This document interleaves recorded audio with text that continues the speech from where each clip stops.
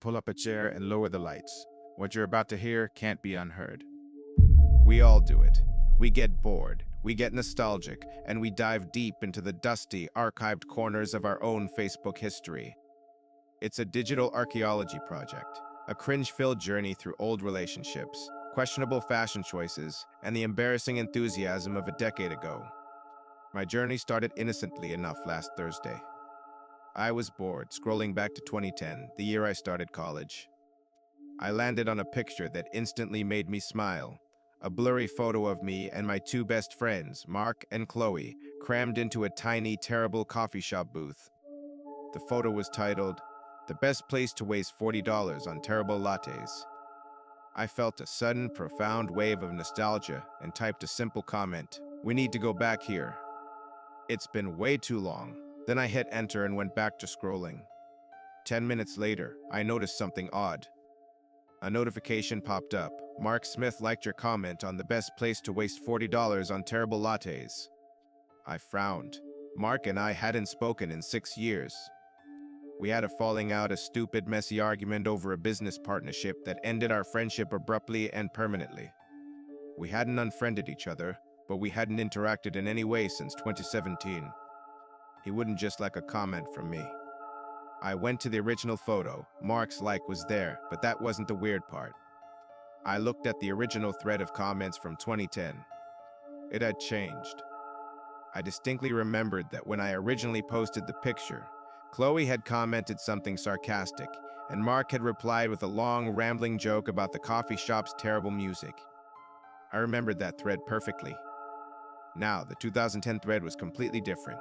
Chloe's comment was still there, but Mark's long joke was gone. In its place was a short, terse reply. "Don't worry, the music is still bad. LOL." It was minor, trivial, and utterly wrong. My memory was crystal clear. Mark had written that joke. It had been the catalyst for an inside joke that lasted through our college years. I checked Mark's profile. Everything looked normal. I went back to the original photo and refreshed the page. And then I saw the truly impossible change. The caption of the photo, which I clearly remembered as, "The best place to waste $40 on terrible lattes," was now simply, "College Survival Essentials." The entire, tiny, forgotten corner of my past had been rewritten by a simple comment I had made 10 minutes ago. I stared at the screen, heart pounding. I hadn't edited the caption. I hadn't accessed any admin tools. My simple action commenting on an ancient post had somehow triggered a data rollback and rewrite that was correcting my history. I immediately sent Mark a message. "Hey, did you edit your comment on the coffee shop photo from 2010? And did the caption change?" He replied quickly, "What are you talking about? The photo's always been titled College Survival Essentials. What comment? I haven't looked at Facebook in weeks." He was either lying or, more terrifyingly, he didn't remember the original joke. The new past was now his past too. I had to test the limits of the change. I went to a different archive photo from 2011, a picture of a silly tattoo I got and quickly regretted. I remembered deleting the photo almost immediately because my mother saw it. It was a famous family story. I searched my archive. I found the photo. It was still there. I had never deleted it. I posted a comment. "This was a bad idea, but a fun night." I refreshed the page. The comments below the 2011 photo changed. My mother's original furious comment was gone. In its place was a mild, slightly disappointed one. "Well, at least it's small."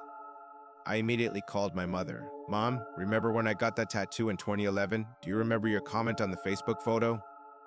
She paused. "Of course I do. I told you. Well, at least it's small." I was disappointed, but I didn't freak out. Why? My memory of her furious, all-caps comment was completely gone from her mind, and now, apparently, from the data archive as well. The simple act of commenting was smoothing out the inconsistencies and erasing the emotional turbulence of my past interactions. I realized that my Facebook timeline wasn't a static archive of my life. It was a live, malleable dataset where every new input, a like, a comment, a reaction, was interpreted as a correction to the historical record, a new instruction to the database.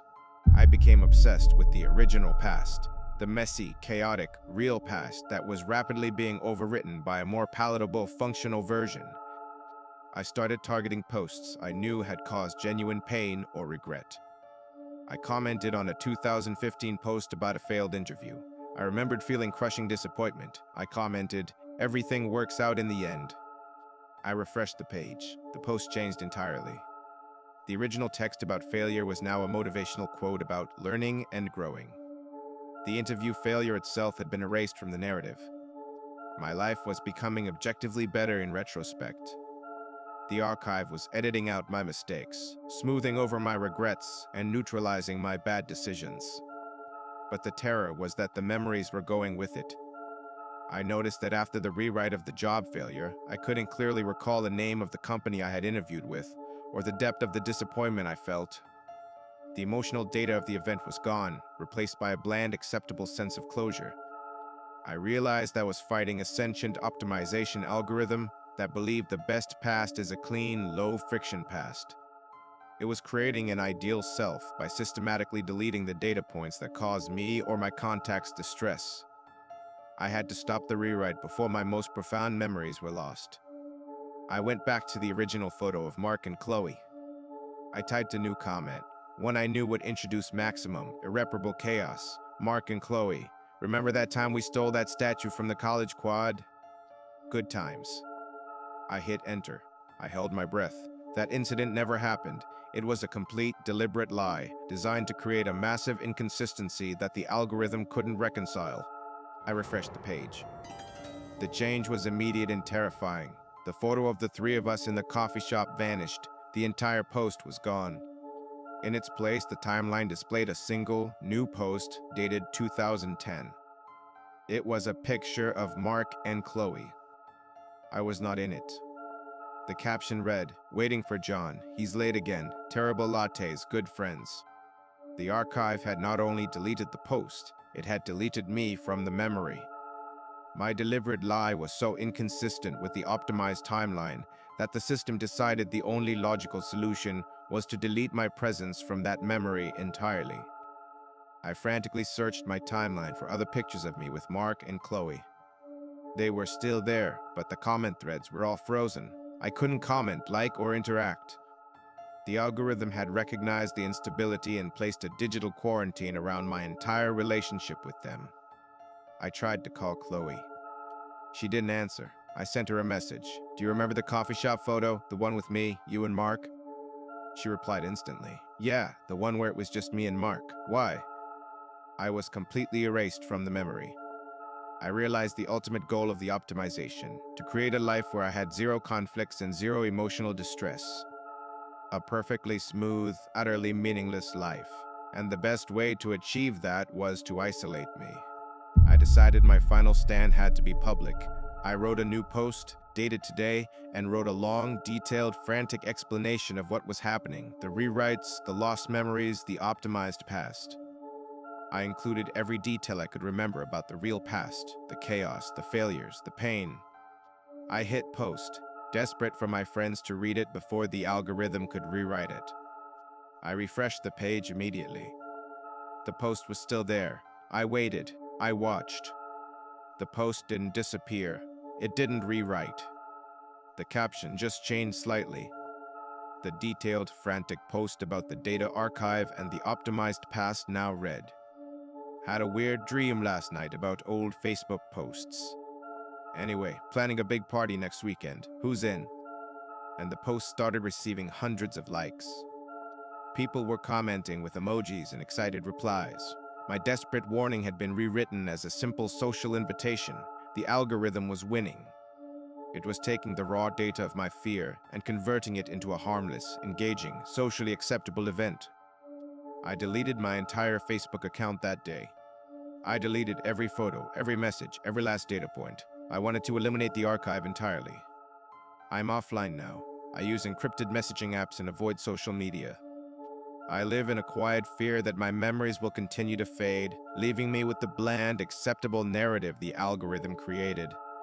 But sometimes, I'll be talking to a friend about a past event, and I'll remember the chaotic, original version, the furious arguments, the failures, the true names of the companies I interviewed with.